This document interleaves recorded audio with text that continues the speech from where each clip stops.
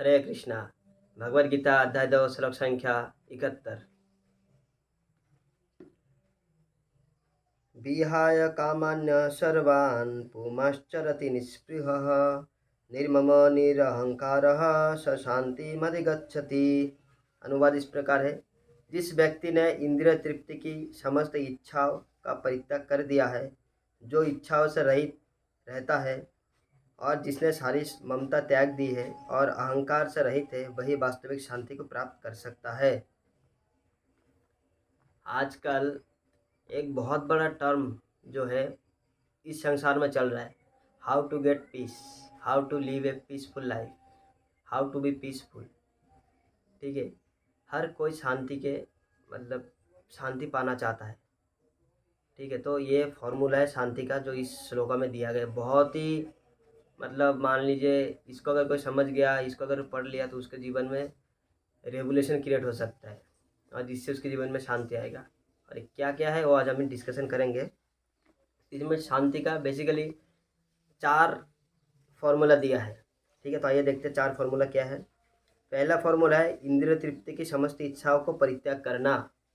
यानी जो हमारे इंद्रिय तृप्ति है, इंद्रिय तृप्ति की जो इच्छा, हमको ये अच्छा खाना है, अच्छा पहनना है, अच्छा देखना, अच्छा सुनना है, अच्छा सूंघना है, अच्छा टच करना है, ये सारी जो इंद्रिय तृप्ति है, इस इंद्रिय तृप्ति की जो इच्छा है उसको परित्याग करना।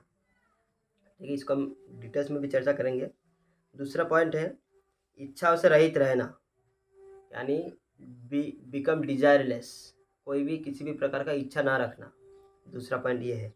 तीसरा पॉइंट है ममता त्याग देना, यानी एक तरीके से ऑनरशिप त्याग देना कि ये मेरा है, ये मेरा है, इसका मालिक मैं हूँ।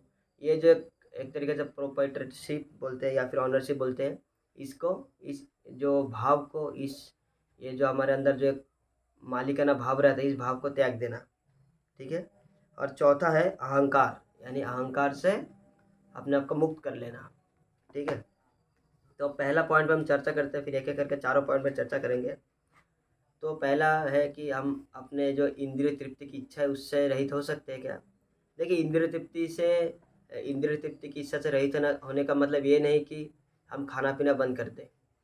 हमको इंद्रिय तृप्ति करना है, तभी तो जीवन में आनंद आएगा। लेकिन अगर हमको खाने का जो अगर जीवा नामक जो इंद्रिय हमारे अंदर उसको तृप्त करना है, तो हम नॉर्मल खाना नहीं, भगवान का प्रसाद खाएंगे। हमको अगर आंखों से कुछ अच्छा देखना है, देखने का मन कर रहा है, तो हम भगवान के लीलाएँ देखेंगे, भगवान के विग्रहों का दर्शन करेंगे। नाकों से कुछ सूंघना है तो हम बाहर जाके उल्टा पुल्टा चीज़, उल्टा पुल्टा सेंट से अच्छा कि नरसिंह सेंट ले, भगवान के चरणों में अर्पित किया हुआ तुलसी दल को हम सूंघे। कानों को अच्छा म्यूजिक चाहिए तो भगवान का संगीत सुने, भजन सुने, कथा सुने, है ना। तो ये सारा जो चीज़ है, हमें अपने जो इंद्रिय तृप्ति के जो डिजायर है उसको ख़त्म नहीं कर देना है, उसको बस रिप्लेस कर देना है। जो हम भौतिक जो मटेरियल चीज़ों से हम अपने इंद्रियों को तृप्ति करते थे, उसको हमको रिप्लेस कर देना स्पिरिचुअल यानी आध्यात्मिक जो चीज़ों से।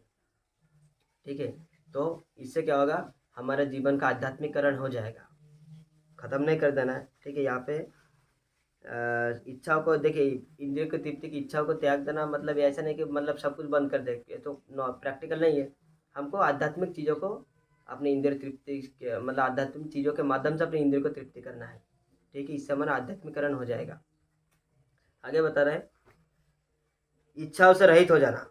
अब देखिए, इच्छाओं से रहित हो जाना मतलब बेसिकली हमको इच्छाओं को ख़त्म नहीं करना है, हमें कृष्णा कॉन्शियसनेस, इच्छाओं को हमें बढ़ाना है।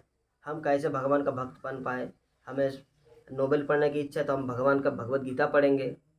हमको कहीं घूमने का इच्छा है तो हम मंदिर जाएंगे। हमको कुछ अच्छा खाने का है तो हम भगवान का प्रसाद खाएंगे, है ना। इसको भी हमको अपनी इच्छाओं को आध्यात्मिकरण, इस इच्छाओं को भी आध्यात्मिकरण कर देना है। इच्छा कभी ख़त्म नहीं होती, इच्छा तो रहेगा ही रहेगा, क्योंकि हम लोग जीवन है हमारे अंदर, हम जीवित है, हम ह्यूमन बींग्स है, तो हमारे अंदर इच्छा कभी ख़त्म नहीं होता। हम इच्छा को उसको रिप्लेस कर सकते हैं, जैसे हमने पिछले श्लोक में देखा, है ना, नदी की तरह बहती रहती है। इसी प्रकार इच्छा हमारे अंदर आएंगी, लेकिन वो इच्छाओं को हम रिप्लेस कर सकते हैं, इच्छाओं को हम बदल सकते हैं, इच्छा को ख़त्म नहीं करना है। ठीक है, और हमको इच्छा मतलब बदल के हमें आध्यात्मिकरण की तरफ हमारे जीवन जाए, स्पिरिचुअलिटी की तरफ हम कैसे आगे बढ़ पाए, ऐसी इच्छाओं को हमारे मन में रखना है। तीसरा पॉइंट है जो ऑनरशिप, यानी जो मालिकाना हक है उसको त्याग देना।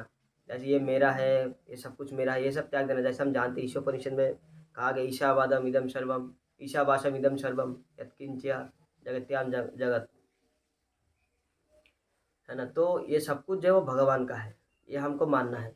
और भगवान का अगर सब कुछ है तो हमको उतना यूज़ करना है जितना हमारे कोटा में है, और हम उतना उसको एक तरीके से एक्सप्लॉइट ना करके हम ज़रूरत के हिसाब से उसकी यूज़ करें। ये समझते कि भगवान का है, भगवान को धन्यवाद देते हुए हम सोचेंगे सब कुछ मेरा है, तो फिर हम कभी सुखी नहीं रह पाएंगे।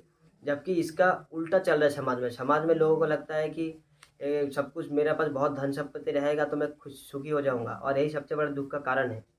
ठीक है, क्योंकि उसका डिज़ायर कभी ख़त्म नहीं होता धन संपत्ति कमाने का, पाने का, इसीलिए दुखी रहता है। लेकिन हमको ये जो इच्छा त्याग देना है, हमको बस ये मन में रखना है कि सब कुछ भगवान का है और भगवान का दिया हुआ मैं यूज़ कर रहा हूँ। जब जितना मेरे कोटा में है, जितना मुझे ज़रूरत है उतना मैं यूज़ करूँगा, तो हमें फालतू का बोझ लेकर नहीं दौड़ना पड़ेगा। इससे हम सुखी हो सकते हैं। लेकिन आजकल उल्टा चल रहा है, उसको हमको बदलना है। आजकल लोगों को लगता है बहुत सारा पैसा हो जाएगा, बहुत सारा धन संपत्ति हो जाएगा तो सुखी हो जाएंगे। ऐसा नहीं है, ये गलत बताया जा रहा है। जबकि सही है, जब हम हर चीज़ को मतलब भगवान का समझेंगे, जो भी कुछ हमारे पास है सब कुछ भगवान का है। ऐसा नहीं कि पैसा कमाने के लिए मना किया जा रहा है, पैसा कमाने के लिए मना नहीं किया जा रहा है, लेकिन जो पैसा कमा रहे हैं वो भगवान को अर्पित कर दीजिए। कुछ पर हिस्सा अपने लिए रखिए, भगवान को अर्पित करिए। देखिए नॉर्मली हम लोग कभी ना कुछ दान करते, कुछ भिखारी या सामने कुछ लोग दिख गए जिनको ज़रूरत उनको हम दे देते, तो अंदर से हमको खुशी मिलता है, क्योंकि दान में देने में खुशी है। एक कहावत है, and happier person in the world are the givers not the takers, है ना। जो लोग देते हैं वो लोग हमेशा खुश रहते हैं। तो यहाँ पर आपको ज़्यादा देने की भी ज़रूरत नहीं, आप सिर्फ इतना मान लीजिए कि सब कुछ भगवान का है, और वही समझ कर जितना आपसे हो पा रहे उतना भगवान को दान कर दीजिए, उतने में आप खुश रहेंगे। ठीक है। और लास्ट जो पॉइंट है वो है फॉल्स ईगो। फॉल्स ईगो क्या है? सबसे बड़ा फॉल्स ईगो यही कि आई एम द बॉडी, मैं ये शरीर हूँ, यही हमारा फॉल्स ईगो है, ये हमारा अहंकार, जबकि हम ये बॉडी है ही नहीं। तो जब हम ये सोच के चलेंगे कि हम मैं बॉडी हूँ, तो हर काम हम अपना बॉडी की देहात्म बुद्धि से करेंगे। इसीलिए हम सबसे पहले हमें ये समझना है हम आत्मा है, और हमें हर चीज़ जो आत्मा के दृष्टिकोण से करना है। और आत्मा है परमात्मा का अंश, इसीलिए आत्मा का कर्तव्य है, धर्म है भगवान का या परमात्मा का सेवा करना।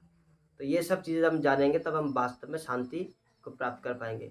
अगर इसका हम उल्टा करेंगे, अगर हम अपने सेल्फ ग्रेटिफिकेशन बढ़ाते रहेंगे, हम अपने इच्छाओं को बढ़ाते रहेंगे, हम अपना मालिकाना हक हर जगह जताते रहेंगे, हम अपने आपको देहात्म बुद्धि या शरीर समझने लगेंगे, तो ऐसा करेंगे तो हम कभी भी इसमें शांति हमें नहीं मिलेगी। तो ये चारों को हमको समझना है कि हमें जो हमारे जो इंद्रिय तृप्ति की इच्छा को है उसको आध्यात्मिकरण कर देना है, अपनी इच्छा को भी आध्यात्मिकीकरण कर देना है, और अपने जो मालिकाना हक हम जताते हैं हर किसी पे मेरा है, उसको छोड़ के सब कुछ भगवान का है, ये हमको मान के चलना है। और दूसरा, हम अपने आप को शरीर नहीं आत्मा के रूप में देखेंगे और भगवान का सेवा करेंगे, तभी जाके हमारा उन्नति हो जाएगा और हमको शांति प्राप्त होगा, साथ ही साथ हमारा आध्यात्मिक उन्नति भी होगा।